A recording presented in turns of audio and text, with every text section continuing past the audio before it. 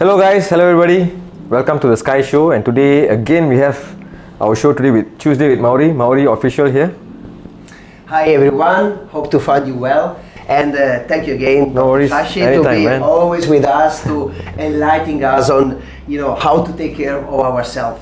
Anytime. So, Dr. Sashi, just quickly, last time we went through on how to approach men's supplementation, so the right minerals and vitamins for men. So today we're gonna go through, of course, what is the right approach for women in terms of minerals and vitamins. We're always talking about men all the time. Doesn't mean that we don't care about the women. We care about you as well. So today is about how we are going to choose supplementations, the right ones, and then I think we're going to discuss about when to take it as well. Not too detailed. I don't want to make it too detailed for you. That one I will have to bring a detailed one. I think according to your menstrual cycle or which time period you're in, and that will be. We will have a special guest at the time.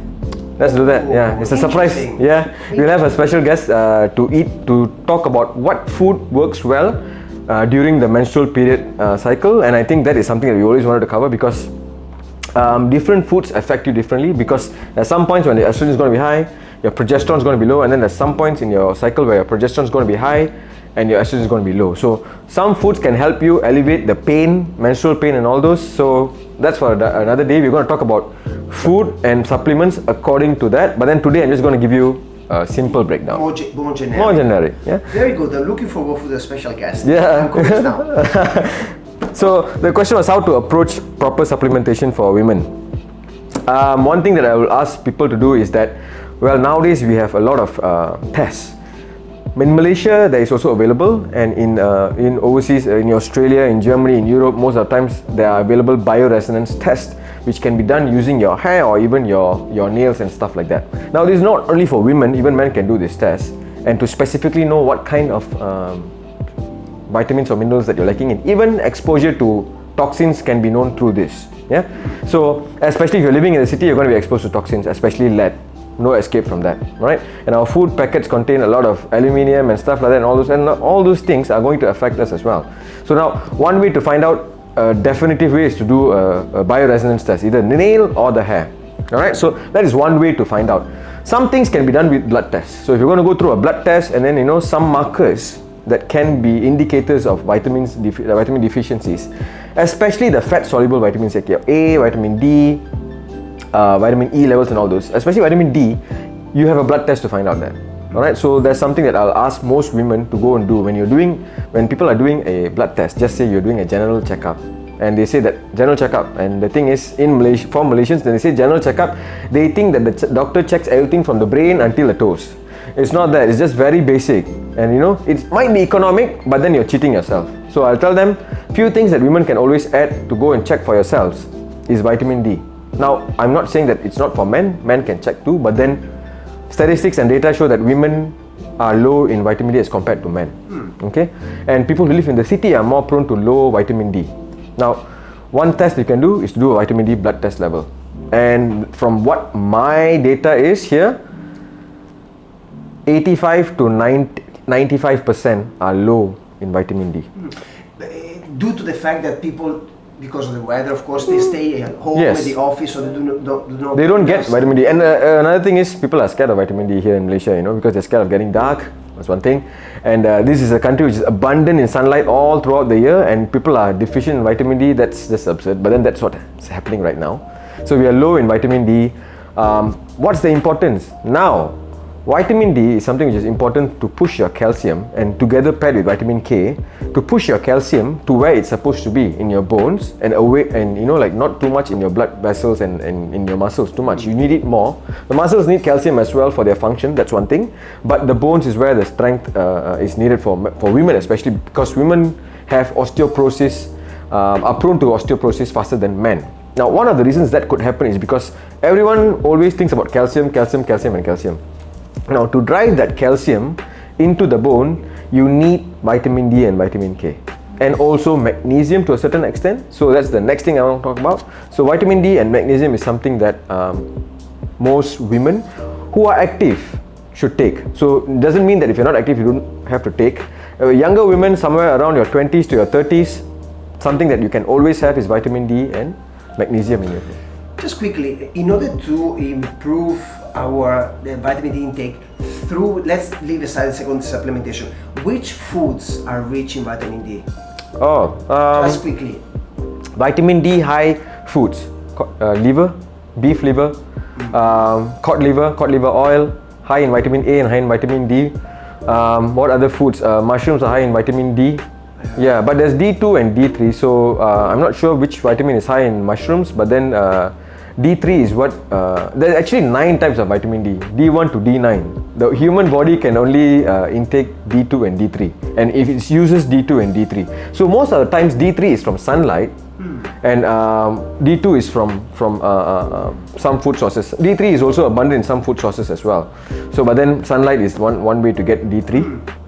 The morning sunlight, don't go in the afternoon and stand in there. That's high UV containing, yeah. So the morning sunlight somewhere between 7:30 to around 9:30 or 10, that should be good. How long you should be outside, there's no real proper measurement towards that, but then like anywhere between 10 to 15 minutes is good enough every day. Just and the thing is, the best way to absorb is through the body, because if you're wearing clothes, the face and the hands can't really absorb. The biggest surface area is your body, so that's one thing. If you have a balcony, and is it true that the vitamin D improves even the quality of sleep?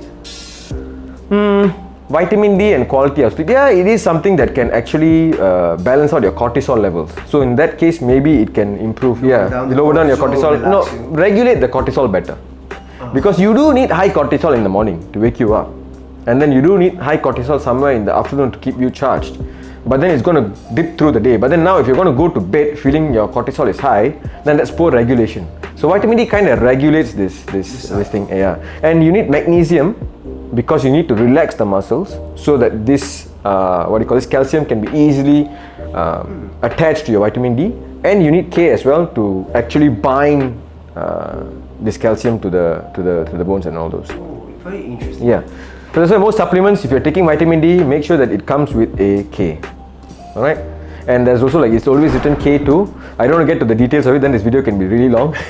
So it's just D3 and K2. So there's, even in K2 there's a few, it's just too deep.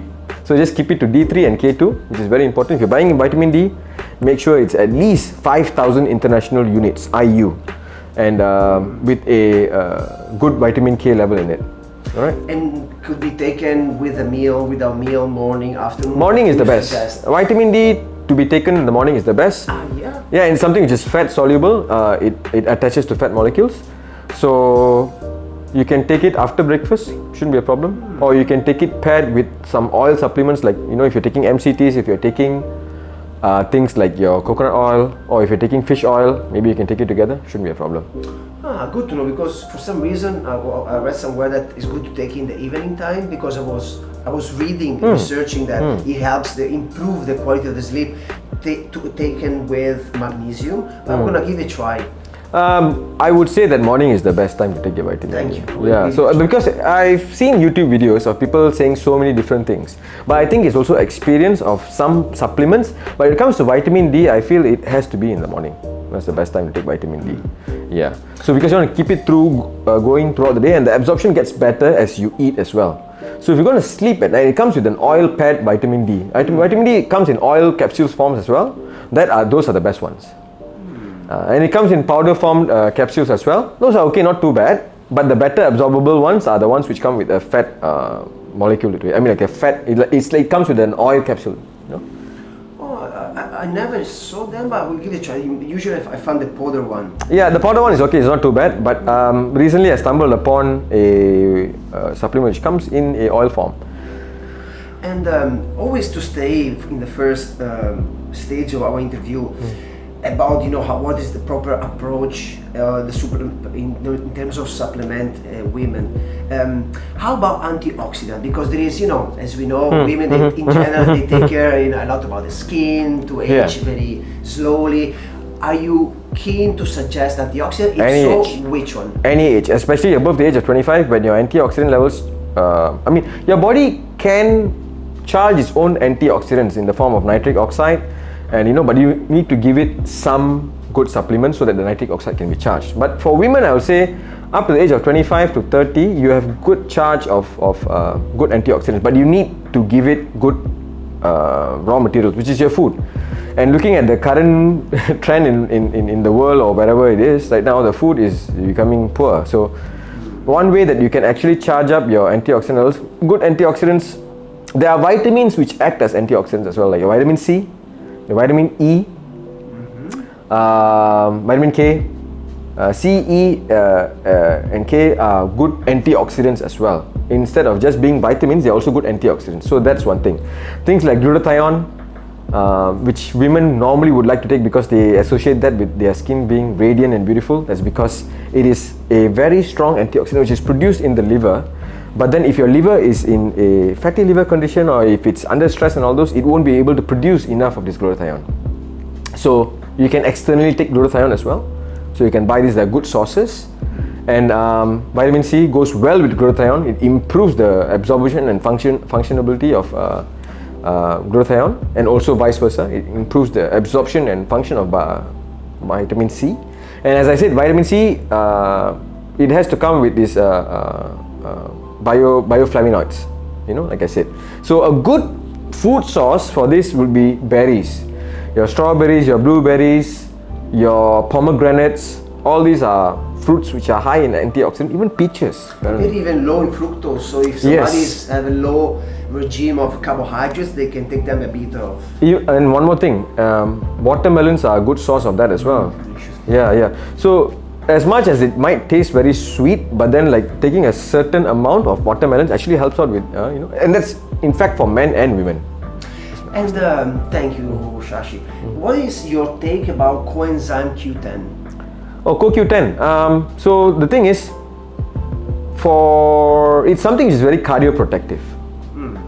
Okay, and anyone can take it at any age, but there are two types of CoQ10. One is ubiquinol and ubiquinone.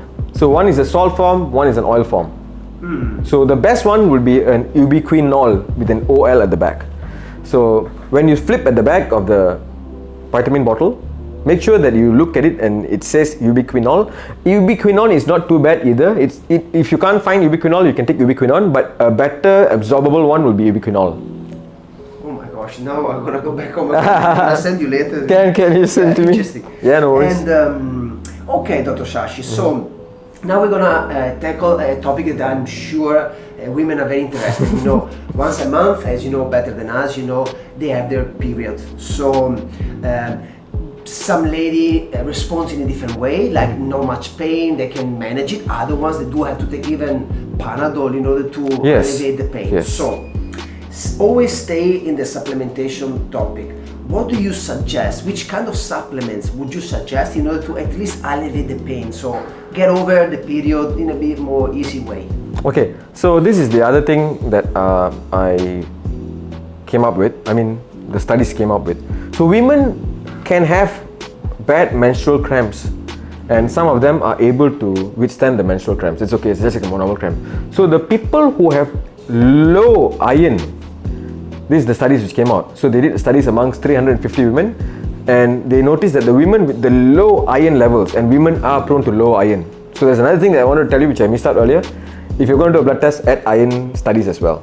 So because you're going to lose blood every month for at least 3 to 4 days, sometimes 5 to 7 days, you're going to lose a bit of iron as well. And if your dietary intake of iron is low, that means you don't take enough of the livers, you don't take enough of the cockles, shells, red meat, and you're someone who's a vegetarian and all those, even more the reason why you should go and do a complete iron study test, which includes B12 and B9 inside, which is very important for the hemoregulation of iron and the bioabsorbability.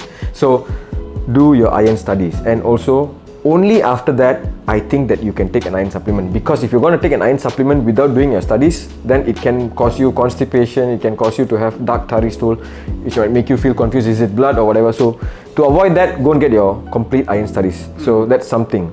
So for women who have lower iron levels, it shows that they have heavier menstrual flow, and at the same time they have more painful menstrual period as well. Very tired. Yes, lethargic. So check that out, iron level. So there's something that you can normally take during your menstrual cycle, or even before, like the week before your menstrual cycle. if you have, please get a calendar. That's very important. You can have apps these days to actually track your calendar. So no reason not to have one. Easier. All right. So 1 week before your menstrual cycle, start taking your chelated or normal, what do you call this, iron tablets. Alright, so you can get good tablets in Malaysia as well in the pharmacy. It's over the counter. You can get those. And you want to get the chelated ones, you can get those as well. But it's quite hard to get chelated one over the pharmacy here. But the normal ones should be good enough. And you can take it 1 week before your period and take it throughout your period and probably stop at the end of your period cycle. So that's one thing. Yeah, that's one thing. And that is to actually improve on your iron levels, because you're going to lose blood as well at the same time. Yeah? So you recover the iron.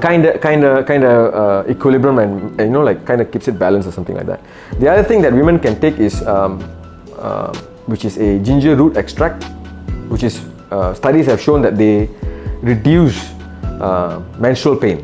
So that's one thing. Ginger root extract, you can, in fact, if you don't have the supplement, you can even just boil ginger. That's fantastic enough. The powder, you know, yeah, warm it up. that's one thing. But also in Malaysia, it's abundant. We produce a lot of ginger, and we use it in our foods as well. So it's something, it's a country which produces ginger, so you can have that. By statistics, it shows that somewhere between 350 to 500 milligrams is beneficial. And I think for women who are looking at who are from the northern hemisphere, or from the western side, there's something called yarrow. So I was doing a study on that. So yarrow apparently reduces the amount of blood, the bleeding time and the bleeding amount as well. Yarrow, Y-A-R-R-O-W, yarrow. It's a plant which is used in ancient Indian, what do you call this? The Red Indians, South Americans. They use this in their traditional customs, and apparently it alleviates the pain and kind of makes the bleeding lesser, and it helps out as well. So that's one thing.